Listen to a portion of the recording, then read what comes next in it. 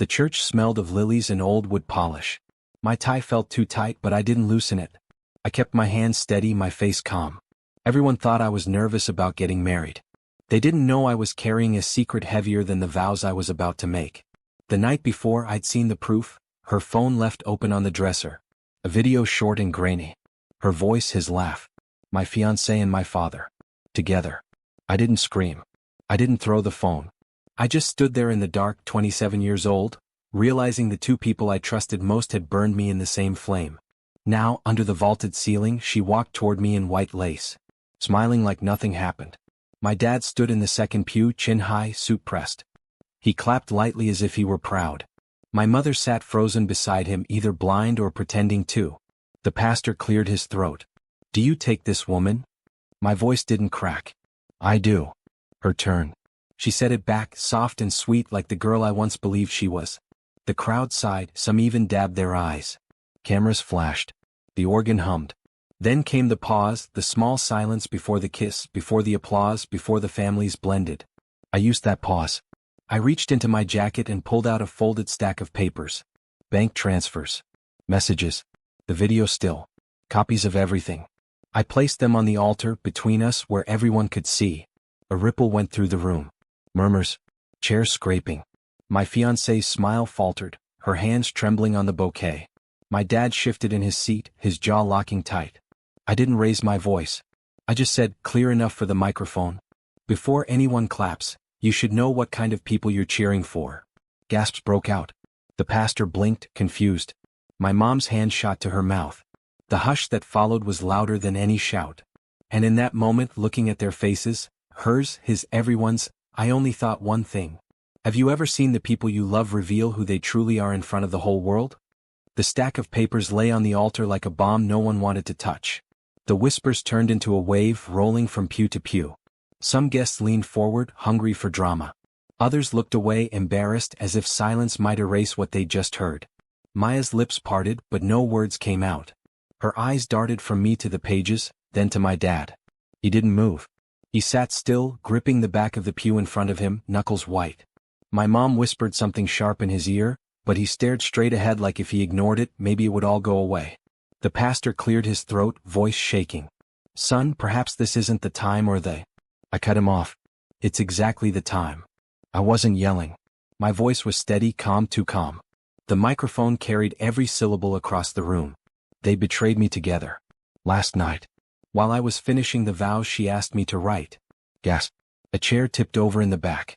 Someone muttered, "Oh my God."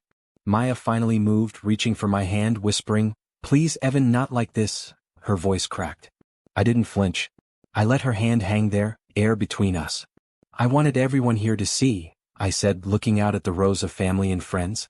"Because when you give people your trust, your money, your time, your future, and they trade it for a secret, you don't just lose them. You lose yourself too. And I won't let that happen." My uncle stood up in the back. "Is this true?" He barked toward my dad. No answer. Just silence. My fiancé's brother swore under his breath and stormed out. A bridesmaid started crying. The room was breaking apart in front of me, and I stood in the center, oddly calm, like I had been rehearsing this moment my whole life. The pastor whispered, "Do you want to continue the ceremony?" I shook my head. "There's no wedding today." I left the papers where they were, on sacred wood, and stepped back. The crowd parted as I walked down the aisle alone, the organ silent, the murmurs chasing me like shadows. And I kept asking myself one thing as the doors shut behind me. Do you know what it's like to walk away carrying nothing, but still feel like you finally have everything? The air outside felt heavier than inside. I stood on the church steps, tie loosened, heartbeat slow but steady. Behind me the door stayed closed. Muffled voices leaked through, panic, blame, excuses, but I didn't turn back. For the first time in months, maybe years, I wasn't the one scrambling to explain myself. My phone buzzed. First it was Maya. I let it ring. Then Dad. Declined. Then Mom. I almost answered, but I couldn't bear to hear her defend him again, like she always had. I slipped the phone into my pocket and watched the street instead. Cars passed. Strangers walked by, unaware that a family was crumbling 10 feet behind me. A few guests trickled out. My cousin paused at the top step, mouth open like he wanted to say something, but he just shook his head and walked past. A bridesmaid followed, mascara streaking down her cheeks. Nobody asked me if I was okay.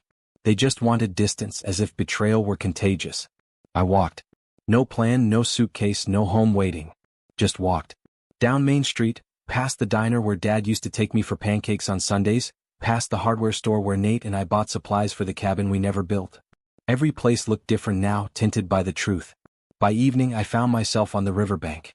Same spot where I'd first told Maya I loved her. Back then I thought life was about building, jobs, savings, a future. Now I realized it was about stripping down. Cutting away what rots before it poisons everything. My phone buzzed again. A new number this time. I answered. Evan, it's Pastor Jim. His voice was low, careful. Your father left. Maya's family took her home. People are asking questions.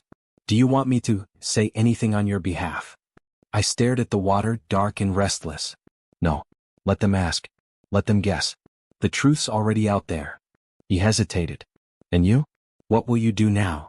I didn't know. But I knew what I wouldn't do. I wouldn't crawl back. Not to her, not to him, not to the version of myself that thought silence was safer than truth. So I asked myself quietly as the river moved past me. What's left to build when everything you trusted has already been torn down? I didn't sleep that night. The motel bed was stiff, the walls thin, but it wasn't the noise keeping me up. It was the silence after everything fell apart. My phone lit up every hour, missed calls, voicemails, texts. Some angry, some apologetic, most just messy. At 2:13 a.m., one voicemail caught me. Evan, it's Mom. Please just come home. We can explain. This doesn't need to be public. That word, public, stuck. It wasn't about me. It was about image. About keeping the family business clean, the reputation intact. My dad's contracting company had its name painted on half the trucks in town. He couldn't afford scandal. By sunrise I had an idea. Not revenge exactly, just truth. Clear, simple, undeniable truth. I drove back to my apartment. She'd never even returned the key.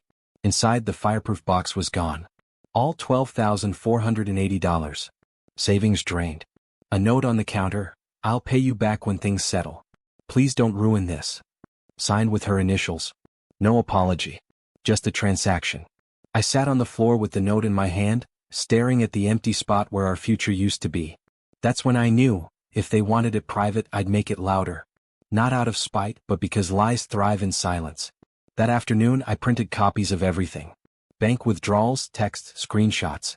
I slid them into manila envelopes, addressed to family, to friends, to business partners. No explanation, just evidence. Let people decide for themselves. At the post office, the clerk raised an eyebrow at the stack. Big mailing list. Yeah, I said. Family updates. As the envelopes slid into the outgoing bin, a weight lifted. Not joy, not relief, just certainty. They couldn't rewrite this. Not anymore. By evening my phone was burning. Cousins, neighbors, even an old coach. Everyone had questions. Some furious at me for airing it out, some stunned into silence. But the truth was moving faster than the lies ever could. Sitting on that motel bed again, I listened to the chaos unfold through my speaker, voicemail after voicemail, until I stopped playing them. None of it mattered anymore. And for the first time since the altar, I wondered, when the truth is finally free, do you owe anyone an explanation for setting it loose? 2 days later, the fallout reached my dad's office.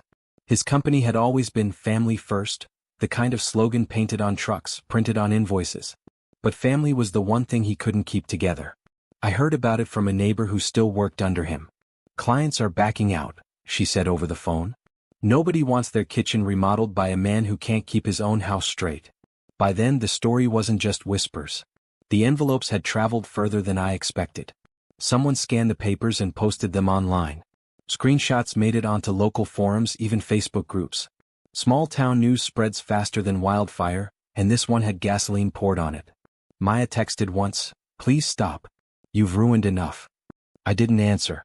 She had ruined plenty on her own. What surprised me wasn't the silence from my dad, but the calls from his brothers, cousins, men I'd looked up to.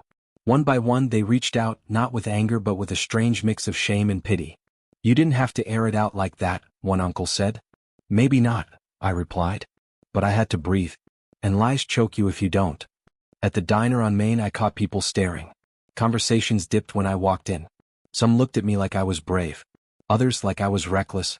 But none of them looked at me the way they used to, like I was just the son of a respected man. That title was gone. I was my own person now, for better or worse. That night, Mom finally called again. Her voice cracked. "Evan, your father isn't eating. He's breaking down." I closed my eyes, pressing the phone to my ear. For years, she'd defended him no matter what. Now her loyalty sounded more like fear.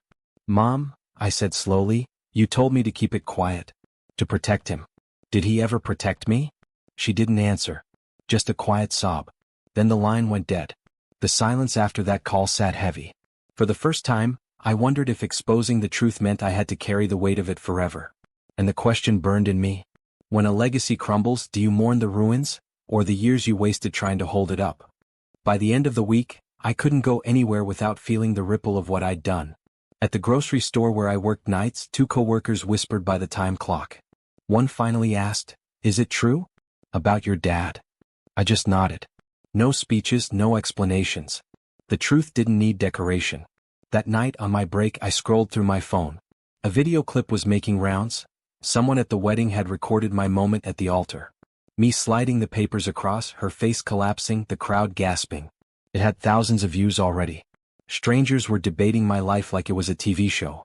Some called me heartless. Others said I was brave. I didn't comment. I didn't share. I just watched in silence, realizing how fast a private life can turn public once the truth catches the wrong kind of wind. Around midnight, my phone buzzed again. This time it was Dad. I almost ignored it, but something in me wanted to hear his voice. I answered. "Evan," he said low and rough. "You didn't have to do that." "Yes, I did. You ruined me." I let the words sit. "No, Dad. You ruined yourself. I just stopped helping you hide it." He went quiet. 4 years, he'd been the man with answers, the man in charge. Hearing him speechless was almost stranger than the betrayal itself. Finally, he whispered, "What do you want from me?" The question startled me. Because for once I realized I didn't want anything. Not money, not apologies, not even revenge. Just distance. "I want nothing," I said. "That's the point." The line clicked dead. No goodbye. Just silence. Back in the break room, the vending machine hummed. I stared at my reflection in the smudged glass. I didn't look like a groom left at the altar. I didn't look like a son without a father. I just looked lighter. Different. And still the thought cut deep. When someone who raised you falls off the pedestal you built for them, do you hate them more for the fall, or yourself for ever putting them up there? Sunday morning, I drove past my parents' house. The driveway was empty, blinds pulled tight. 4 years, that house had been the center of every holiday, every birthday, every backyard barbecue. Now it looked like a stage after the lights go out, hollow, cold, forgotten. Neighbors were outside, trimming hedges, washing cars. A few glanced up at me, then quickly back down. Pity mixed with curiosity. In small towns, scandal doesn't just fade, it stains. At the gas station, the clerk, an old classmate, spoke without looking at me. "He's selling the company trucks. Word is contracts are gone. Nobody wants to sign with him now." I nodded, paid, left. It didn't surprise me. The envelopes had done their job. The truth was heavier than any hammer my dad had ever swung. Later that day, I stopped by my mom's sister's house. She opened the door before I knocked. "Come in," she said softly, pulling me into the kitchen where the smell of coffee lingered. "Your mom's been calling me nonstop. She says she doesn't know how to face anyone." I sat at the table, staring at the wood grain. "She made her choice." "She's still your mom," my aunt whispered. I didn't argue, but I didn't agree either. For the first time, I felt like my family wasn't mine anymore. They were just people in a story I no longer had to carry. That night, I went back to the riverbank. Same spot as before, only this time I wasn't searching for answers. I was just breathing. Watching the current move, steady and unbothered, like it didn't care who had fallen in or climbed out. I realized then that revenge wasn't about winning. It wasn't about making someone else lose. It was about standing up in a room full of people who wanted you silent, and choosing to speak anyway. I pulled my phone out, opened the video of the wedding again. The moment the truth landed on the altar, I watched myself, steady and calm, and for the first time I didn't feel broken watching it. And I thought, when the dust settles, is freedom just the quiet acceptance that you no longer owe anyone your silence? 2 weeks later, a letter showed up at my motel. No return address, just my name scrawled in handwriting I knew, my dad's. Inside was a single sheet of paper. No apology, no explanation. Just 4 words, "I lost everything. Goodbye." I sat on the bed staring at it. The man who once filled every room with his voice now reduced to silence on a page. The empire he built on trust and reputation had crumbled, not because I destroyed it, but because truth finally seeped through the cracks he refused to patch. That same afternoon I drove to the bank. The teller slid an envelope across the counter with my name on it. Inside was a cashier's check. $12,480. Every dollar I'd saved returned. No note this time. Just money, cold, empty, unspoken acknowledgement. I walked out into the sun and knew what to do. I drove straight to the riverbank. The same place where love had once felt permanent, where betrayal had felt unbearable. I held the check in my hands, then folded it carefully and tucked it into my pocket. Not as a reminder of loss, but as proof that even broken promises can't erase the work I put in for myself. I didn't spend it on revenge. I didn't waste it trying to fill the hollow. Instead, a week later, I put a deposit down on a small place out of town. 1 bedroom, nothing fancy but mine. Mine in a way no one could take, twist, or betray. The night I moved in, I stood at the window, looking out over quiet streets that didn't know my story. And for the first time, I didn't feel like the son of a man who lied or the fiancé of someone who cheated. I felt like myself. Just myself. I left the wedding suit in the back of the closet, never to be worn again. But I kept one thing, the folded altar papers. Not to reopen wounds, but to remind me, silence had once been my prison. Truth had been my way out. And as the room settled into stillness, I finally understood. Some endings aren't about revenge. They're about refusing to carry what was never yours to hold.